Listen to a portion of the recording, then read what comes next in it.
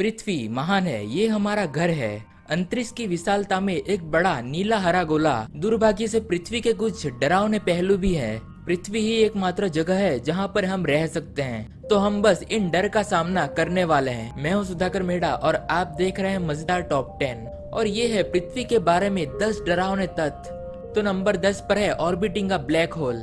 पृथ्वी तकनीकी रूप से एक ब्लैक होल की परिक्रमा कर रही है। हाँ, ये सच है। हालांकि पृथ्वी ही नहीं, सूर्य और हमारे सौरमंडल के सभी ग्रह वास्तव में मिल्की वे आकाश गंगा के प्रत्येक सौर प्रणाली को एक विशालकाय ब्लैक होल की परिक्रमा करने के लिए माना जाता है। ये सूर्य के द्रव्यमान का लगभग 43 लाख गुना है। कभी कभी खगोलविद इसे भड़कते हुए देखते हैं। ये अनिवार्य रूप से एक बड़े पैमाने पर गोल परिक्रमा कर रहे थे।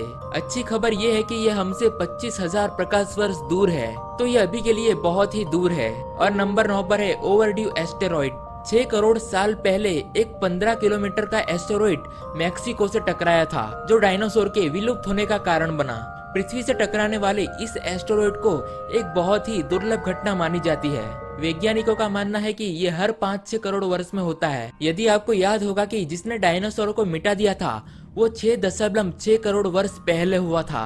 कुछ लोग कहते हैं कि इसका मतलब यह है कि हम एक और एस्टेरॉइड से टकराने से 50 लाख वर्ष पीछे हैं। उम्मीद करते हैं कि ये अगले कुछ वर्षों में ना आए, क्योंकि इसे रोकने के लिए हम कुछ भी नहीं कर सकते।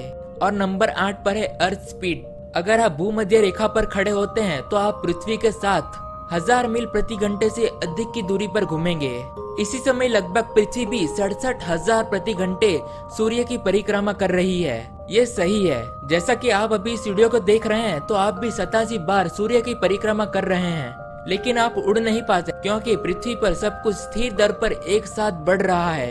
ये ऐसा है जैसे आप एक कार में होते हैं, तब ऐसा कुछ नहीं लगता कि कुछ हिल रहा है, क्योंकि ये सब एक ही दर पर चल रहा है। और जब आपकी कार अचानक बंद हो जाती है तो ड्रिंग कैसे उड़ जाती है। पृथ्वी के साथ भी कुछ ऐसा ही है। अगर पृथ्वी ने अचानक घूमना बंद कर दिया तो हम सब उड़ जाएंगे। तो चलो आशा करते हैं कि ऐसा न हो।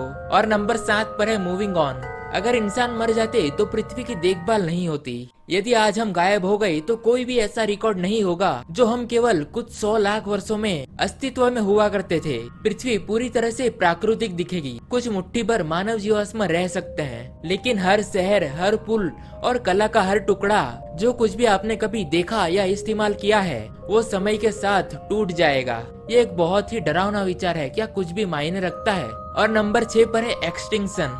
पृथ्वी के इतिहास में 5 सामूहिक जनजाति विलुप्त होने की घटनाएं हुई हैं, जहां 75% से अधिक प्रजातियां गायब हो गई। वैज्ञानिकों को लगता है कि हम वर्तमान में 6वीं सामूहिक जनजाति में रह रहे हैं। इसे होलोसिन एक्सटिंक्शन कहा जाता है। ये पिछले हिमयुग के अंत में विशालकाय भूमि जानवरों के गायब होने के साथ शुरू हुआ था। ये आज भी 100 गुना अधिक मर रही प्रजातियों के साथ जारी है। वास्तव में इसका विचार है कि हम हर एक दिन में पौधों, कीड़ों, पक्षियों और स्तनीय जंतु की 150 प्रजातियों को खो देते हैं। बेशक मरने वाली प्रजातियां प्राकृतिक है, लेकिन वैज्ञानिकों का मानना है कि इसके पीछे इंसानों का अहम योगदान है, जो कि मांस का सेवन, ओवर फिशिंग और ओवर पॉपुलेशन जैसे कुछ संभावित कारण है। और नंबर 5 पर है हाउ नियर स्पेस इज। पृथ्वी और अंतरिक्ष के बीच की सबसे छोटी दूरी 62 मील या 100 किलोमीटर है। वो अगर आप इसके बारे में सोचते हैं तो वास्तव में इतना भी दूर नहीं है। वहाँ 62 मील का वातावरण है, जो पतला और फिर और भी पतला होता जाता है, जब तक कि ये अंतरिक्ष तक नहीं पहुँचता, जहाँ सिर्फ अंधेरा, घातक रेडिएशन और ना ही हवा होती है। अगर आप सही मायने में समझना चाहते हैं कि अंतरिक्ष का वातावरण कितना पतला है, नासा के पास बहुत सारी जानकारियां हैं, लेकिन इसकी कुछ तस्वीरें अस्थिर है। और नंबर 4 पर है ग्लोबल वार्मिंग। मुझे पता है कि हम सभी जानते हैं कि ग्लोबल वार्मिंग इस समय पृथ्वी पर जीवन के लिए सबसे बड़ा खतरा है। मानव गतिविधि से औसत वैश्विक तापमान में 0.8 डिग्री की वृद्धि हुई है। 136 साल के रिकॉर्ड में से 17 सबसे गर्म वर्षों में से 16 वर्ष 2001 के बाद हुए हैं। हमने अत्यधिक मौसम की घटनाओं में वृद्धि देखी है और ध्रुवीय बर्फ खतरनाक दर पर पिघल रही है। बाढ़ और गर्मी की लहरें कृषि को भी बर्बाद कर रही है और भोजन ना मिलना जीवन को अस्थिर बनाता है। कोई इनकार नहीं कर सकता कि पृथ्वी बदल रही है। ये इस बारे में है कि हम इस झटके को रोकने के लिए क्या कर सकते हैं। और नंबर 3 पर है द टिकिंग क्लॉक।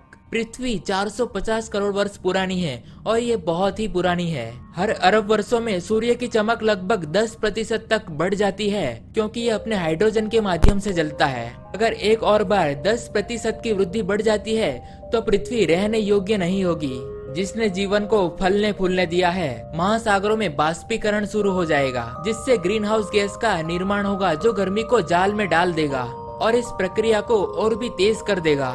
जहाँ तक हम कह सकते हैं कि ये 1 अरब वर्ष के भीतर होने वाला है। जाहिर है ये एक लंबा रास्ता है।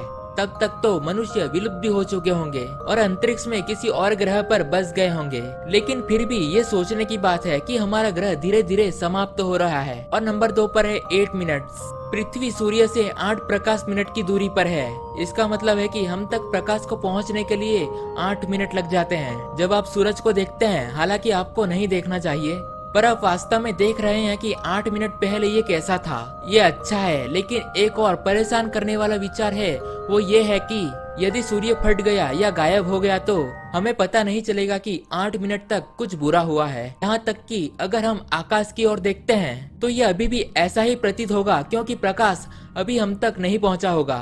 फिर इस विस्फोट का प्रभाव जल्द ही हम पर पड़ेगा। इसके बारे में सोचने से डर लगता है कि जैसा आप इस वीडियो को अभी देख रहे हैं और ऐसा लगता है कि सूर्य अभी फट सकता था, और फिर लगता है कि अभी भी सब कुछ ठीक लग रहा है। और फाइनली नंबर 1 पर है सुपर वॉल्केनोस। पूरे पृथ्वी के इतिहास में कई सुपर वॉल्केनोस रहे हैं, प्रलयकारी घटनाएं जिन्होंने पूरे जीवन को ग्रह पर लाया है और कभी कभी पूरी तरह से इसने समाप्त भी कर दिया है। अगला सुपर वॉल्केनोस का विस्फोट अमेरिका का येलोस्टोन हो सकता है।